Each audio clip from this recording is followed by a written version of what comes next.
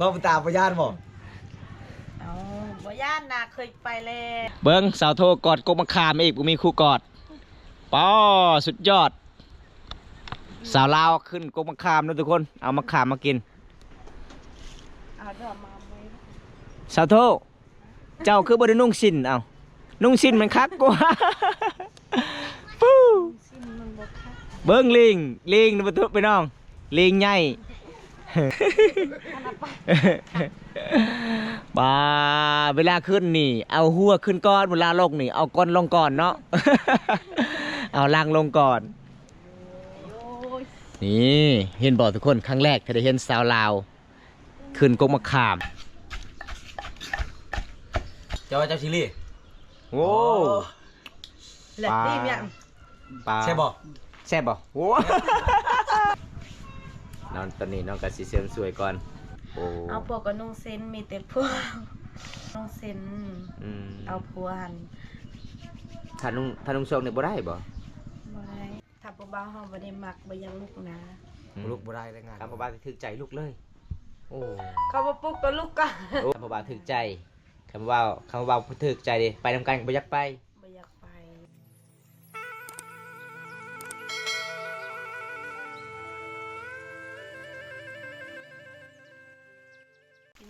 กินส้มบ่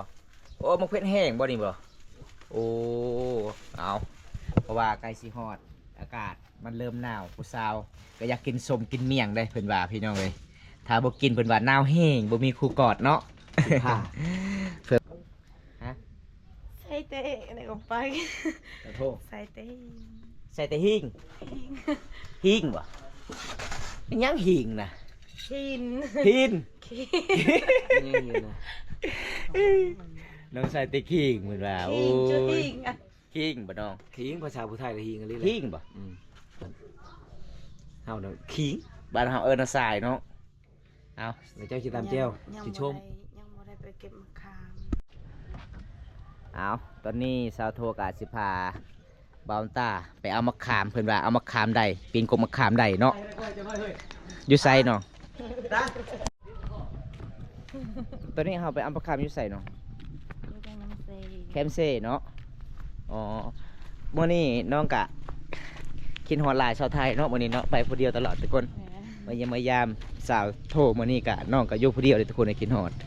นี่จะเป็นบ้านน้องเลยทุกคนเป็นหมู่บ้านแกงอาล่องเมืองน้องเขตสวนเขตสาวลาวเขตนี้กะสวยน่ารักธรรมศาสตร์เบิ้งน้องก็ท่องเจ้าซื้อมาแต่ใดถึงงามเลยเนาะเป็นเองบ่จะยิ้มเองเลยโอ้บรรยากาศยามตอนเที่ยงทุกคนเลยผู้สาวอยากกินส้มเอาต้องไปเอาส้มมะขามก่อนมื้อนี้อ้าวทางนี้มันมีกบมะขามบ่ทางนี้บ่อ๋อ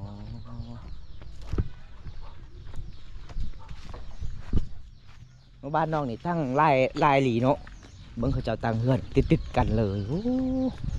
โคตรหลายเลยพี่น้องไม่ยังกูเห็ดนี่เนาะขอกงัวบ่โอ้ขอกงัวเห็ดอยู่กลางบ้านเลยอันนี้คือขอกแบะทุกคนนี่เราที่ชีวิตสาวลาวชนบทหมู่บ้านแกงอาล่องเลยทุกคนเลยปลามักฝาวลายเนาะบ้านเจ้าน้องเป็นตะมวนลายเลยทุกคนเห็นบ่มักฝาว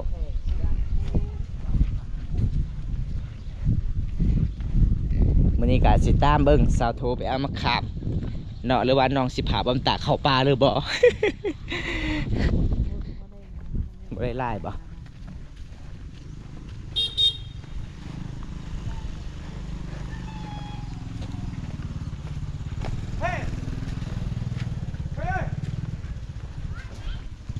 โอ้ทางนี้บอมตาก็เคยมาครั้งแรกเลยทุกคนอันนี้เป็นบ้านกระเจ้าแบบโบราณเลยพี่น้องเห็นบ่คือกระเจ้าได้น้อยพี่น้องกระเจ้าตั้งเรือนตามแคบเลนเซละนองเลยทุกคนดังบนกินตายเหาะ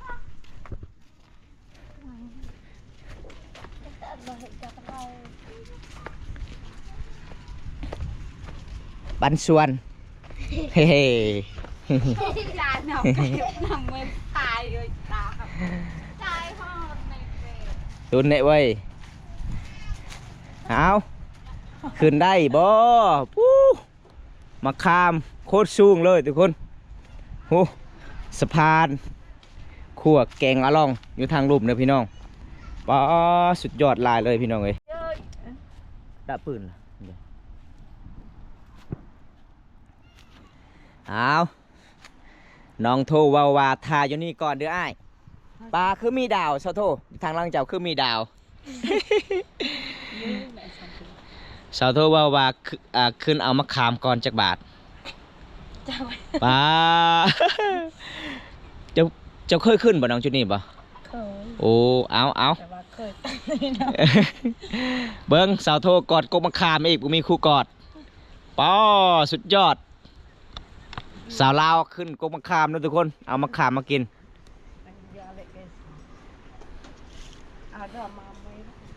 สาวโทเจ้าคือบ่ได้นุ่งสิ้นเอานุ่งสิ้นมันคักกว่าเบิ้งลิงนะไปน้องลิงใหญ่คือเอากงมาขามโอ้สุดยอดเลยทุกคนเลยมีอยู่บ่มปลาสาวไทยเอามาขามสาวโทเอามาขามพี่น้องสะพานไม้ไล่ขามเซละนองบ้านเก่งอลองเมืองนองความยาว270 เมตรอยู่ทางพูนภาคพูนก็จะเป็นเมืองนองนะทุกคนเห็นบ่เฮามาจากเมืองนองก็คือข้ามไปทางนี้ขึ้นไปบ้านแกงอลองสู่บ้านแกงอลองธรรมชาติสวยสดงดงามเลยทุกคนสะพานไม้ไล่หมู่บ้านแกงอลองสุดยอดหลายสาบานมาเฮ็ดปีนี้พี่น้องเป็นปีสุดท้ายก็คือทางลุ่มพูนก็คือเจ้าสร้างสะพานใหญ่ก็ใกล้สิแล้วเด้อพี่น้องใกล้สิแล้วเด้อพี่น้องสะพานใหญ่พี่น้องปีนี้ก็สิได้ไต่เลยทุกคนตอนนี้ลิงใหญ่ลงมาแล้ว เพิ่นได้มะขามได้โอ้ครั้งแรกที่ได้เห็นผู้สาวปีนกงมะขามพี่น้องเอ้ยสาวโทนี่เก่งลาเด้พี่น้องถ้าบ่ได้ฮะนักเลยบ่ฮะนักบ่น้องมาลงมาเลยมาอาชิครับปะเลยเรียบร้อยอู้แม่นขนาดถ้าสาวโทนุ่งชิ้นนี่โอ้ยคักเลยทุกคนปลาเวลาขึ้นนี่เอาหัวขึ้นก้อนเวลาลงนี่เอาก้นลงก่อนเนาะ เอาล่างลงก่อนนี่เห็นบอกทุกคนครั้งแรกที่ได้เห็นสาวลาวปลาสุดยอดเลยสาวลาวคนนี้ทุกคนเก่งสุดยอดหลายนี่เพื่อนเอามะขามเรียบร้อยทุกคนเพื่อนอยากกินส้มมะขามเลยเพื่อนกะจัดให้มื้อนี้เป็นยังไงน้องเมื่อยบ่ เมื่อยเนาะบ่ได้ขึ้นโอ้โดนแล้วบ่ได้ขึ้น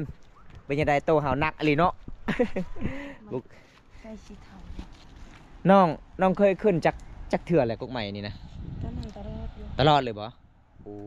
แสดงว่ามื้อนี้ก็ได้ลายอยู่เนาะมะขามเนาะเอาทุกคนจะได้เฮากะสิพาสาวโทกลับบ้านเลยทุกคนเลยได้ลายบ่เบิ้งมาขามเจ้าโอ้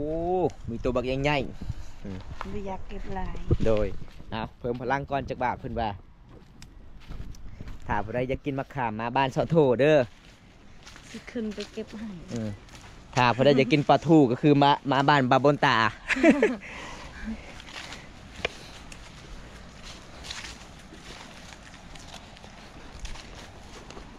ไปครับเอาตอนนี้เฮาก็สิเก็บมะขามแล้วเฮาก็สิกลับบ้านแล้วทุกคนเลยสาวโทน่าสิเมื่อยหลายเด้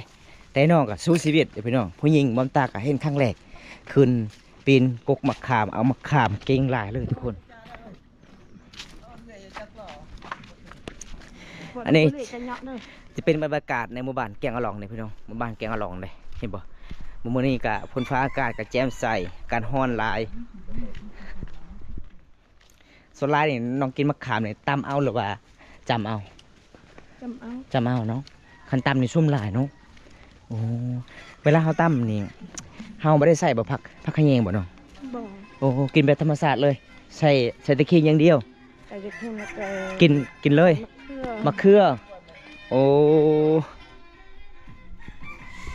มีงานดองบ่ปลา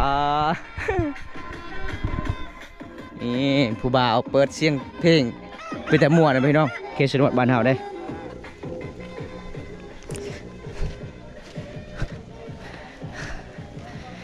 มื่อนี้ก็ไปเอามาข้ามกับซาโทมันไก่ทุกคนเลยก็ประมาณเกือบ700 เมตรพี่น้อยอันนี้ยังมาท่านในฮอดเฮือนน้องทุกคนเห็นบ่ชุนเฮือแตกเฮือแตนเลยทุกคนมื่อนี้ระยะการเดินทางเอามาข้ามกับน้องกับบุมีอาหาร4 หยอกให้เขากินน้องก็เอามาข้ามแบบเขาอยากกินชมกินเมี่ยงน้องก็ไปเอาให้ใจดีหลายพี่น้องคันท่าผู้บ่าวทางไทยอยากมาเยี่ยมมายามเจ้าอยากกินชมมะขามแบบนี้เจ้าก็ไปเอาให้บ่โอ้สุดยอดเนาะเจ้าเนาะใจดีเนาะ เก่งหลายได้สมมติว่าผู้บ่าวทางไทยจะกินมะพร้าวเด้เจ้าก็ขึ้นเอาบ่มีเอาสมมติว่าผู้บ่าวทางไทยซื้อมะขามเขาเจ้าขายปีนเอาเองเจ้าก็ปีนได้บ่ได้ บ่ได้เนาะมันสูงเด้อทุกคนมันสูงหลาย เอาอันนี้หอเทือนนอกเลยเด้อทุกคนหอเทือนคงนอกแล้วเอานี่หอเทือนหอซาดแล้วเขาก็สิกินชมต่อเลยทุกคนป้าเมทัลก็อยากกินเนาะเมทัลเนาะอยากกินแห้งเนาะเป็นวัดเป็นไอเพิ่นว่าอยากกินส้มๆแน่ นี่น้ำปลาจะน้ำปลาเดี๋ยวช่างนาล้างแล้วบอลเล่อะไรมือนั่นน่ะ ไอเชฟเอามันอะไรจะตับเราเดี๋ยวเราเอา หลังจากเก็บมะขามแล้ว ตอนนี้สาวโทกาสิตำแจ่วคือเก่าเอาคิงมักเฟสมาใส่เนาะใส่จังหน่วยน้องไล่หน่วยอยู่บ่ อันนี้คือวิธีชีวิตสาวลาวทุกคนเอามะขามปีนกับมะขามกิ่งเนี่ยพี่น้อง เออแตงโอเนาะมาแต่เก็บมะขาม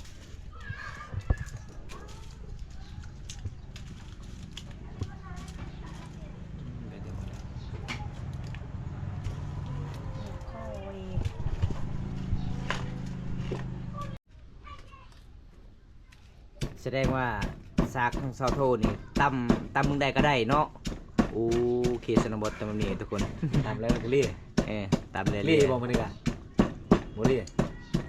เยอะแล้วนะ บอกนั้นมีเจลนะ มีเจลเรียบอะไรเนาะกับตำหุ้งตำกับปุ้นเรียอะไรเนาะเจลซีฟู้ดเห็นอย่างก็จะใส่ปลาแดกกินปลาหมึกมื้อนั้นเราว่ามีอย่างได้จะใส่ปลาแดกบ่เรา อาเชฟเราเลยว่าบ่ซีฟู้ดบ่ใส่ปลาแดก แม่มาสตูจะเบารีบอ่ะ เคยบอกว่าใส่ยังแน่เคยบอกนะ ปลาแดกก็ใส่บ่จ้ะ ครั้งแรกเลยบ่จะได้กินกุ้งทะเลแซ่บบ่ ใส่ ดีใจบ่ไอ้เพิ่นมาเยี่ยมมายามตอนนั้น ดีใจเอง ใจเนาะครั้ง ส แร น ก ใจแล้วเนาะจะกินแล้วความฝันของเราคือจะกินกุ้งทะเลกับปลาหมึกแล้วว่ะชาวเวียดได้กินตลอดได้เราเมาตลอดจนได้กินได้แล้วว่าอะไรอันนี้ก็แป้งนัวมาแต่อุดรแมันบ่ ไปงัวตะกี้ แต่เก้านี้กินแต่ของเวียดบ้านนี้ได้ของไทยแล้วเอา ของไทย ใส่หลายๆใช้เทือละทงรุ่นนั่งเมื่อช่างไม่อีกแต่อุดรโถ ใส่หลายแซ่บหลาย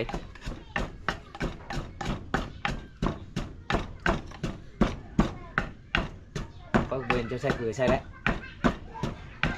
แล้วเอ้ยเบียร์ชายหรือเตี๋ยวไหน โอ้อย่าไปตีเลยตำแล้วก็มากเลยตีโคกตกแป๊กเลยโคกเลย น้ำปลาแดกบ้านเฮาเนาะ เห็นไหมที่ใส่น้ ไอ้เอ้ย ำเอา น้ำปลา เนาะสูตรชาโทเข้ากันจะเคยเห็น มันไม่ได้เผ็ดเนาะเผ็ดมันแห้งแล้วเผ็ดมันแก่แล้ว ปลาแรกบ่มีกะปิบ่มีมันยังก็บ่มีนี่แต่เกลือเป็นโง่ขิงใช่น้ำเราทื้นใช่ฮันเอ้าน้ำเส้นละน่องใช่บ่ เทละหลาย ใส่หลายแซ่บหลายใส่เอง เฮ้ย เอามียังก็ใช้ให้มันเป็นปลาแรกนี่หาพี่งูมาใช้บ่ได้บ่บ่มีบ่ ได้พอดีป่ะ ปั้นเอาโพ่นงูมาใช้นี่ให้มันเป็นปลาแรก ใส่เกลืออีก ร้านแต่เป็น โน่นน้ำเอาใส่ชุดเย็กเจ้าแล้วมื้อนี้นะในใดก็แนวเอาสิเฮ็ดแจ่วน้ำปลานะครับเจ้าเนาะมันจะกินน้ำปลาโอ้โหบ่ถึงกับถ้วยเนาะ คนอยากแห้งเลยดิ อย่าตีแห้งถ้วยแตก ไอ้มาไหนมาจ้า ยังแล้วว่าวันนี้ เอาสำเร็จน้องเฮ็ดเจลทุกคน อย่าจบเลย นี่แน่นอนนะ โต๊ะ โอ้คือเป็นงูไปเชื่อมีดแต่พอใช้ถ้วยตัวนี้เนาะใช้ถ้วยคือเป็นอะไรคลั่ม เอาหน้านี้ได้ทุกคนเอาไปแต่คือชนบทจะเจียวอยู่เบื้องนึงหมดเลย ไป เอา พยายามปริชา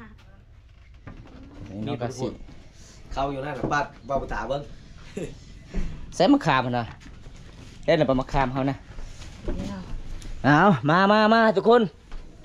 กินน้ำกันกับสาวโทเด้อ รอเรียว ไปเลยจานเลยล่ะ มะขามมาได้ล้าง อืม บ่ได้ตกนะ บริโต๊ะ บ่ล้าง ฝุ่นที่ฝุ่นปิวใช่เวลาลมพัดกินเลยย่ามันยังมีพยาธิได้ ให้มันนัว ให้มันแซ่บ ๆให้มัน กิน แซ่ ให้ บ มันเป็นพยาธิได้เขาว่าจะยุ่หลายปีไรแห้งบ่มีเงินนี่เนาะ มาสาวโทFC เนี่ยเด้อเพิ่มพลัง มากินชมน้ำกันเด้อ เอากินเรื่องเบิ้งจะว่ามักหลายเบิ้งทุกคนว้าวมะขามก็ใหญ่ๆเนาะมะขามส้มบ่ส้มแห้งบ่น้องโอ้มันเปรี้ยวหลายทุกคน นี่ มาทุกคนมากินน้ำกัน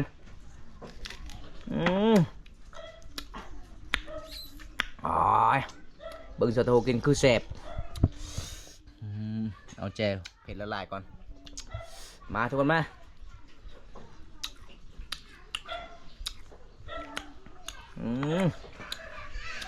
แซ่บ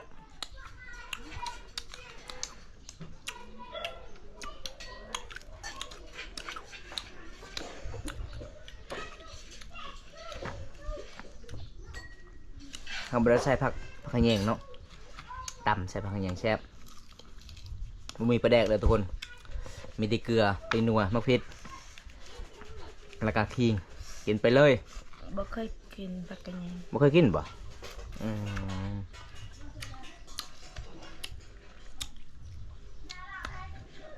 โอ้ยแซ่บตากินไปแล้วอยู่ใส่ห้องน้ำเฮาบ่มี เข้าป่า เข้าป่าอย่างเดียว แต่ละเทื่อท่านอย่าบอกเขาแรงเข้าป่าบ่ท่านบ่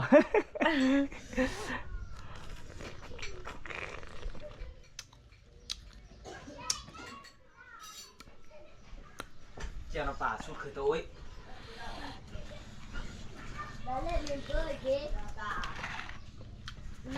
กินบ่อน้ำปลาเลยกะกินบ่ชะโทโทบ่กินน้ำเฮา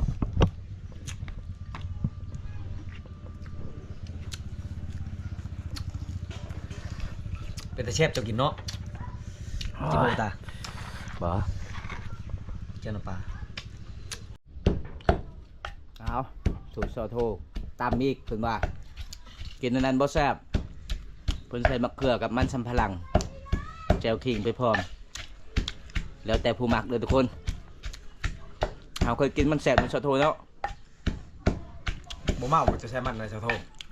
เบื่อบ่ได้ไร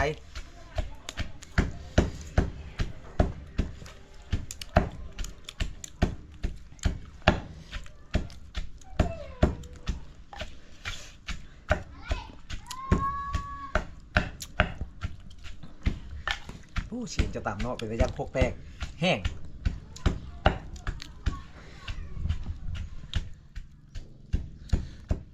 แต่ให้อ้ายแล้วชื่อใหม่ เดี๋ยวเอาเดี๋ยวใส่ยังอีก เดี๋ มะ ยว เขือ ตามบอกคอยชื่อนะฉะนั้นจะพาไปห้องหมอจะ นี่ พา เอาหน่วยนี้ก็ได้ น้ ชอบอะไรตา อันนู้นนี่ส่งหน่วยพอดี ำใช่หลาย มะขามจังหน่วยจะใส่2หน่วย สอง ใส่มะเขือ2หน่วย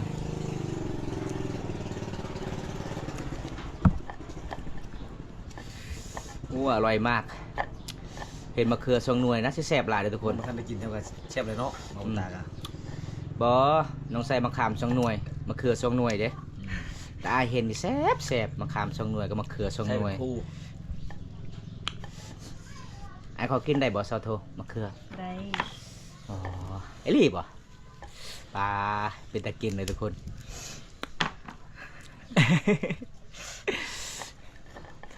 ถ้าพอได้อยากกินมะเขือซาวโทมาเด้อมีแต่2หน่วยเนาะมะเขือเนาะมะขามก็2หน่วย ไก่เอื้อนบ่มีเด้อทุกคนเพิ่นว่า พูดเอาไม่ได้ มันเฮิมแต่ก็ไปตัดทางขวางให้เจ๊ให้ น้องตอนนี้ใส่ปิงนัวก่อนได้หลายแซ่บหลาย ควัน เนาะ มันคือเหี่ยวๆแล้ว เป็นนะ ควันมันคือ โอ้ ก็ไปเบียนกึ่งแล้ว แซ่บเนาะสะโทเนาะกินแล้วไม่แห้งเด้กินแล้วติดใจ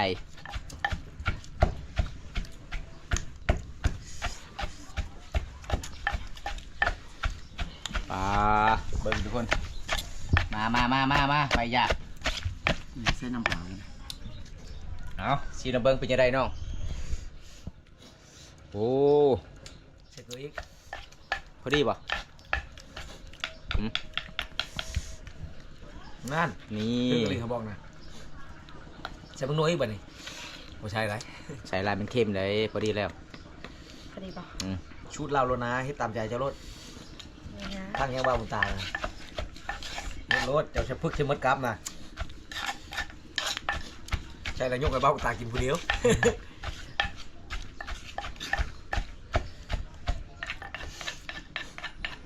มาเรียบร้อยแบบนี้เนาะ เจ้าว่าเจ้าชิลี่ โอ้ แหลกดีเนี่ย ปลา ใช่บ่ แซ่บบ่โอ้ โอ้ กักสุดยอดเลย ได้ สาว ใจ โท ได้ชาโทนี่ไร เอาตอนนี้น้องก็สิเอาบ่วงกับถ้วยก่อนเฮากะสิกินต่อทุกคนเพราะว่าเฮาเกินสูตรนี้ก็กินบ่ไหวทุกคนเนี่ยมันส้มหลายน้องก็เลยเอามะเขือกับมันสับปะหลังมาตำต่อแล้วก็ใส่ขี้ไปพร้อมส้มแบบบ้านเฮาพี่น้องมันแซ่บทุกคนเลย เนี่ยป่ะ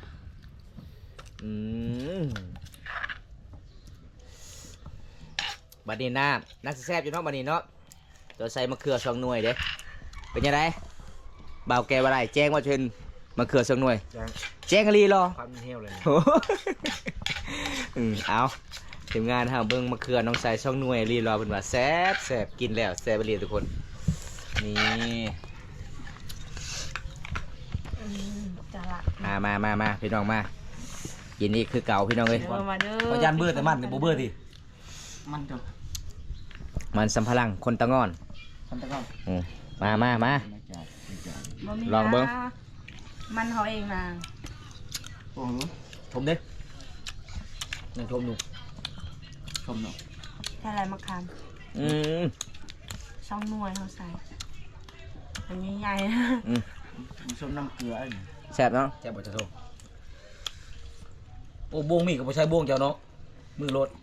สบายเนาะ มือมันแสบกว่า ไม่ใช่ไหม กินแบบโบราณเด้ อันนี้นี่มุ้ยโต๊ะมันบอก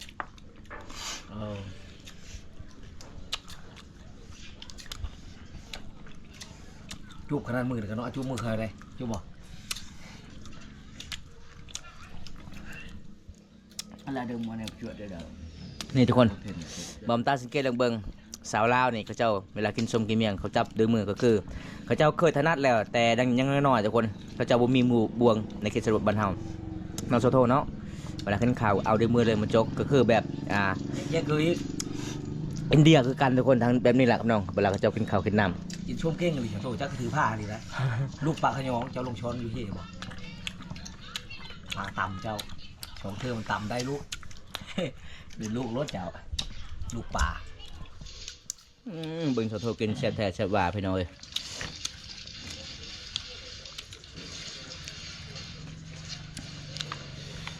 บุชมบุโท ช่องมือกันเดี๋ยวมันเสีย แซ่บนี่นะพ่อไปบอกพ่อเป็นนู้ ไข่มันจะหนัวเพิ่ม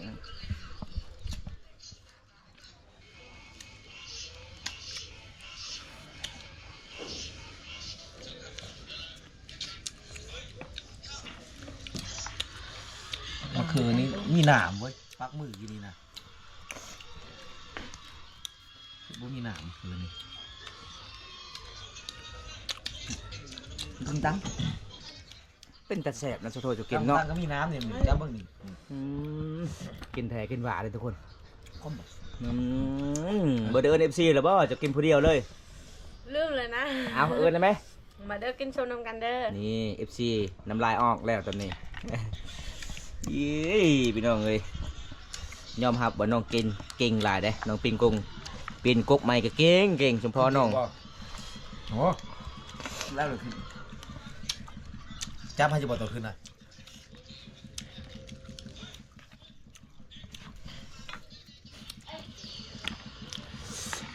แซ่บ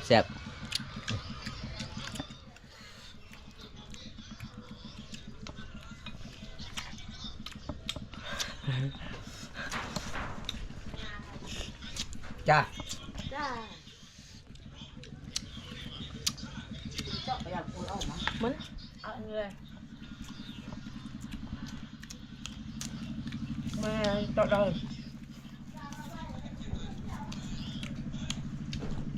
rồi canh chèo cũng nghe đâu mọi người chả không chịu vậy nói có biển à con về dòng chúng ta lo sụp ở đây không nên chơi lời đồng hệ เอาตอนนี้หลังจากกินส้มกินเมียงแล้วน้องกะสิมาเข้าบ่ นี่ โอ้น้องกะสิเกียมออกไปดองเนาะไปงานแต่งต่อเด้อทุกคนเลยอันนี้คือเสาโทกะสิแต่งตัวไปส่งเจ้าสาวไปเฮือนอีพ่อไอ้แม่แล้วก็ไปส่งทางสามหมู่บ้านอันนี้น้องกะสิเกียมทากระแปงไปหรือบ่น้องมื้อนี้บ่ตอนนี้ฮอดเวลา2 โมง 3 โมงแรงเนาะเขาสิเกียมไปละทุกคนนี่ความงามของสาวโทประมาณซำนี้เด้ โอ้แต่งตัวงามๆแล้วเนาะจะไปดองเนาะไปกับไผชนรถผู้ใดเจ้า โอ้คือกันนะมีรถกับไปบ่มีรถกับอยู่กันนะ คิดว่าบ่มีรถกระย่าง มีผู้บ่าวมาหับมาบ่มีบ่คนมาหับน่ะ บ่มี ไอ้ไปชงเนาะ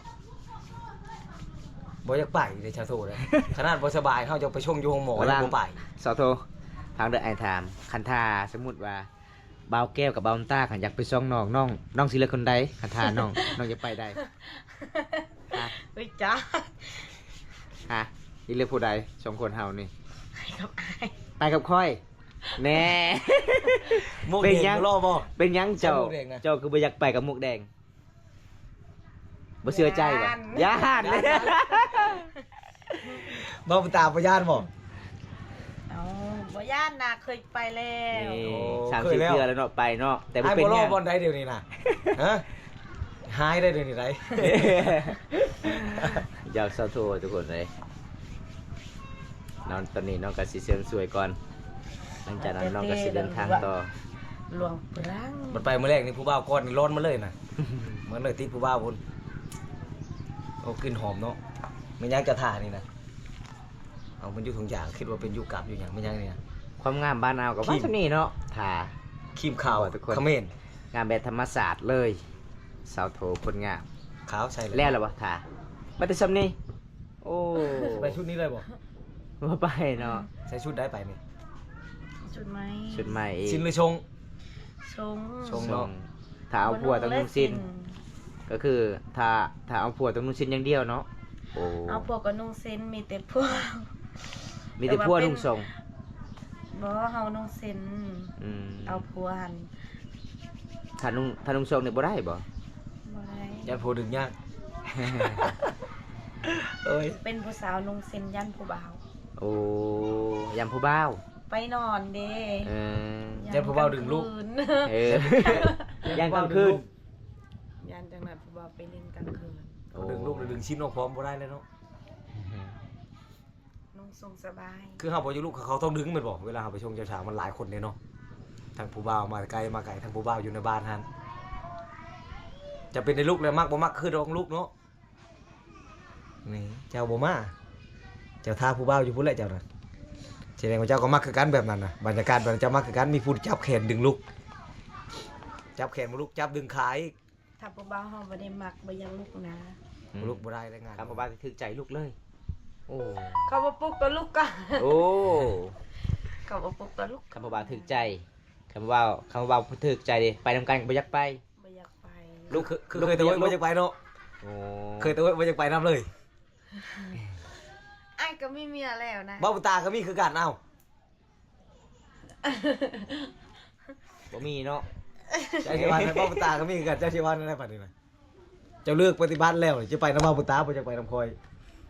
ยังบ่เคยไปกับไอ้ซั่น ไปก็เป็นหยังจนเฮาจะไปชงโยงหมอว่าบ่สบายนะก็บ่อยากไปนำอีกไร มันเบ้าปุตาก็จะพาไปดอกยังไปน้ำ